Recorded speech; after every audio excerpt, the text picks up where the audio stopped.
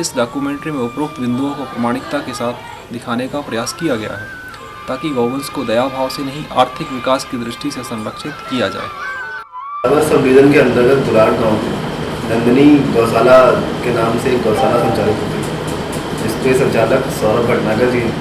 और भी गौशालाएँ मैंने देखी हैं, बट उसमें और इस गौशाला में कुछ बेसिक डिफरेंस है कि अदर गौशालाएँ काफ़ी सारी हैं जो सिर्फ फॉर्मेलिटीज़ के लिए चल रही हैं, बट इस गौशाला में रियल में सौरभ जी ने काफ़ी काम किया है, जिसमें लगभग 12 बिंदुओं पर तो मैंने देखा है कि एक तो गौ संरक्षण, वहाँ पर इस समय करीब 150 से 250 के आसपास गायें हैं जिनका वो रेगुलर देखभाल करते हैं।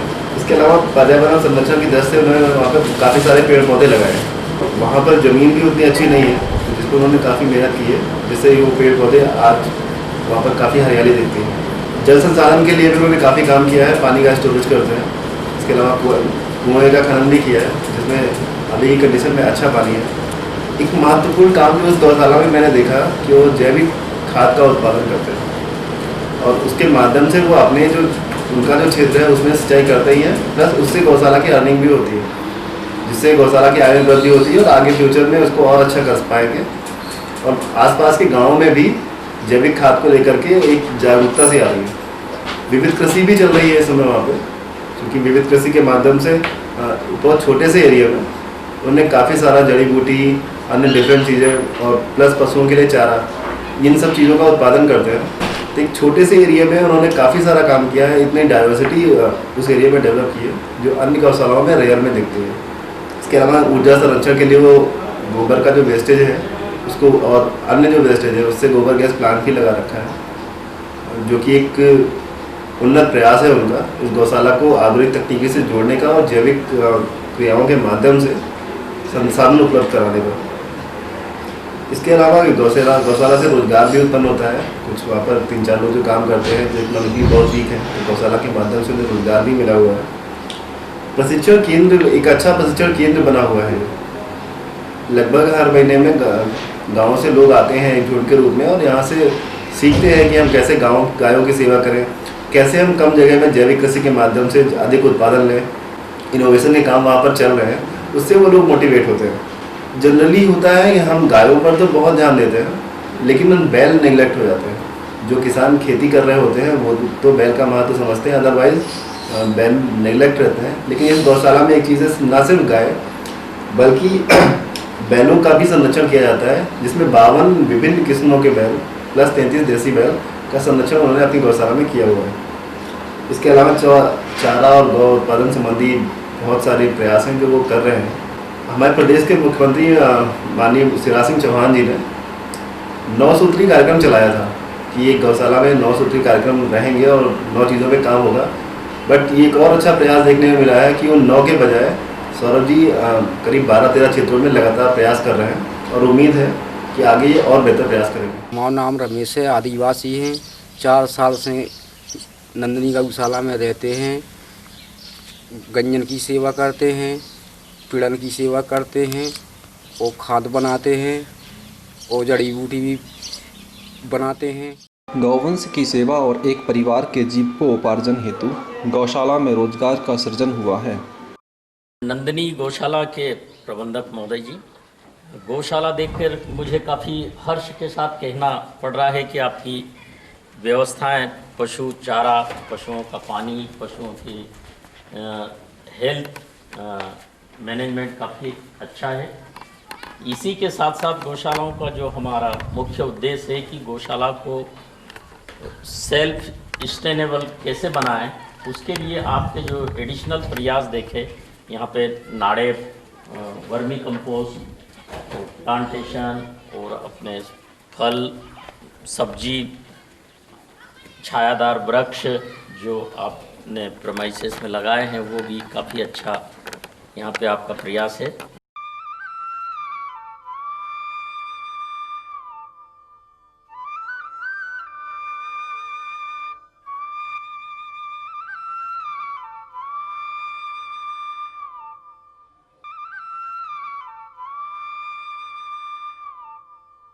गौवंश के कंठ तर करने के लिए कुआं हैंडपंप बोरिंग गौशाला परिसर में है, तो वनाच्छादित क्षेत्र में पहाड़ों की तलछटी के नीचे 5 पर्कुलेशन टैंक और तालाबों से गायों को स्वच्छंद वातावरण मिलता है।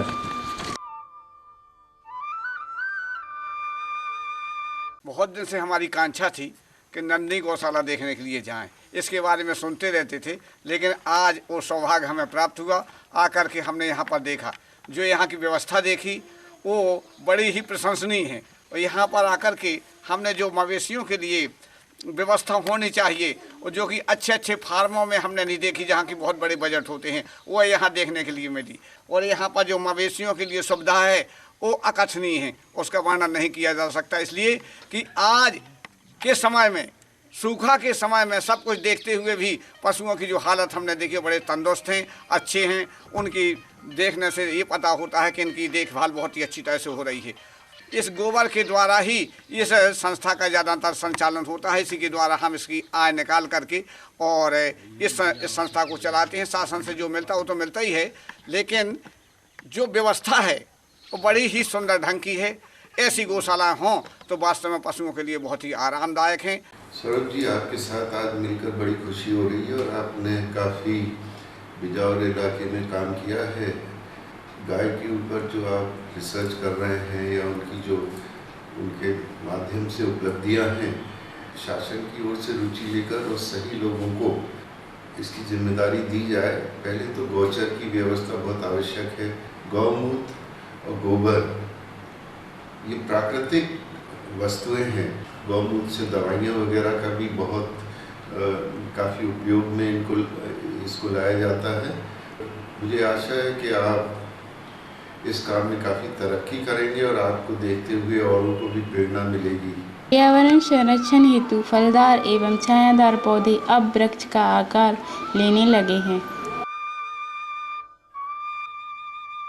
मैंने नंदनी गौशाला का भ्रमण किया था एक दिन, और देख कर के मुझे अत्यंत प्रसन्नता हुई कि गौशाला का संचालन न सिर्फ एक अच्छे तरीके से किया जा रहा है, बल्कि गौशाला के संचालक इस बात से सहमत भी हैं, कन्विंस भी हैं कि यदि गाय दूध नहीं देती तो भी गाय जो है पालना और उसको रखना लाभ का धंधा हो सकता है।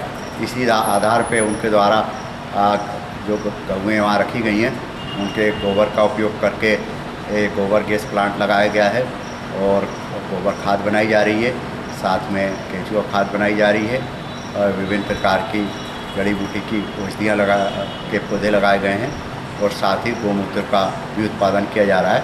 और यद्यपि बहुत ज़्यादा इनकम ना हो, परंतु गौशाला के माध्यम से एक बड़ी उपलब्धि ये है कि बगैर दूध देने वाली गाय भी लाभप्रद है और उसको रखना चाहिए और उसकी सेवा करके उससे जो उसके उत्पाद होते हैं, दूध के अलावा जो अन्य उत्पाद होते हैं, उनका लाभ लेना चाहिए।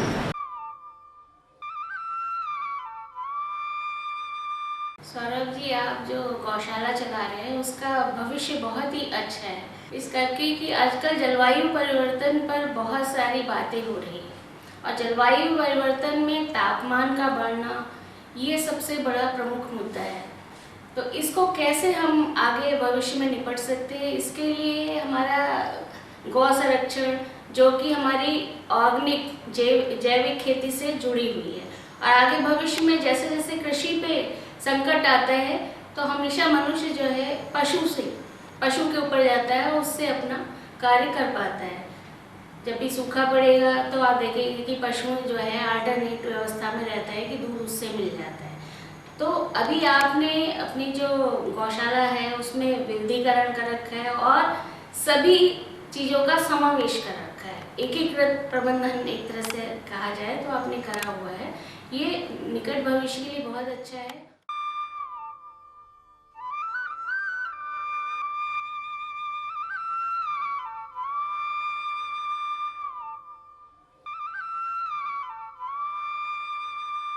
बछड़ों की उपयोगिता नस्ल सुधार और गौवंश ऊर्जा आधारित कृषि कृषक और पशुपालक कर रहे हैं।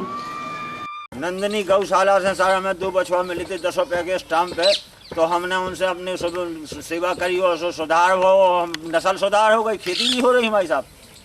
नंदिनी गौशाला को पुलिस अभिरक्षा से प्राप्त गिर नस्ल के बछड़ों का प्रयोग प्राकृतिक नस्ल सुधार एवं खेती कार्य में किया जा रहा है, जो बहुत ही उल्लेखनीय एवं सराहनीय है। हमारे विभाग की टीम द्वारा नियमित रूप से गौशाला का विजिट किया जाता है एवं वहाँ उपचार, टीकाकरण इत्यादि कार्य संपादित किए जाते हैं। सौरभ भटनागर का कार्य बहुत ही प्रशंसनीय है। इसमें गोबर ही गोबर क्यों डालते हैं सर? ये गोबर पचाते हैं सर अपन, उसके बाद वहाँ यूनिट बने अपने सर, उसको वहाँ ट्रांसफर। अच्छा, ये गोबर अपनी उसको पकाने के लिए रखा है सर? ये कोटपेट इसमें वो नहीं है, वर्मी नहीं है सर। ये कोटपेट वो चिमनी नाडे सर, वो दो जो बीच में ट्री गार्ड की तरह बने सर, वो चिमनी है।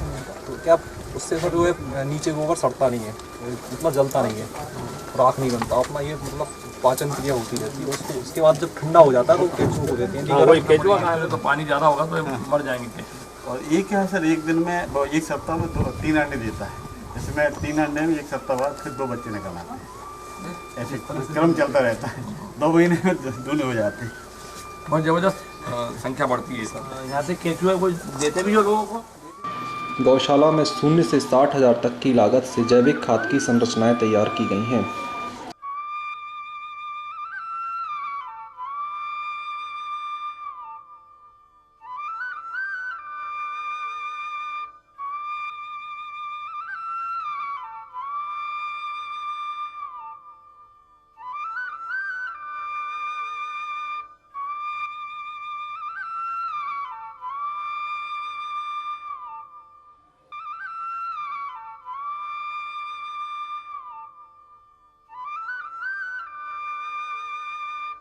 नंदिनी गौशाला में विभिन्न प्राचीन और वर्तमान वैज्ञानिक पद्धतियों से जैविक खाद का उत्पादन किया जा रहा है। खाद का उत्पादन करने के लिए 0 से 60,000 तक की लागत वाली संरचनाएं तैयार की गई हैं। इनमें भू नाडेप, टटिया नाडेप, जुगाड़ू नाडेप, पक्का नाडेप, फोरपेट नाडेप, चिमनी नाडेप, बायोगैस सेडरी एवं कचरा खाद तथा सिंक खाद और वर्मी कंपोस्ट यूनिट संरचनाओं के अलावा जैविक कीटनाशक तैयार किए जाते हैं, जो विभाग द्वारा किसान कल्याण तथा कृषि विभाग द्वारा समय समय पर यहाँ पर प्रशिक्षण दिए जाते हैं और तकनीकी ज्ञान यहाँ पर किसानों को दिया जाता है, जो आज बहुत ही आवश्यकता है जैविक खेती के लिए। ऊर्जा संरक्षण का संदेश गोबर गैस प्लांट दे रहा है।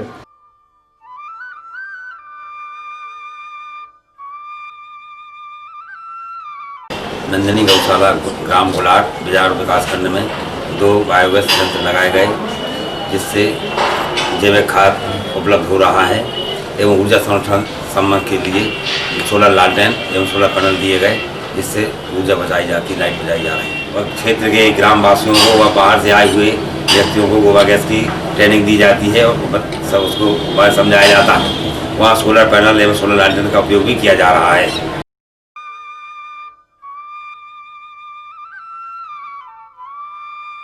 विलुप्त जड़ी बूटियां खोजकर उनका विस्तार और उपयोगिता गौशाला में सुनिश्चित की जा रही है।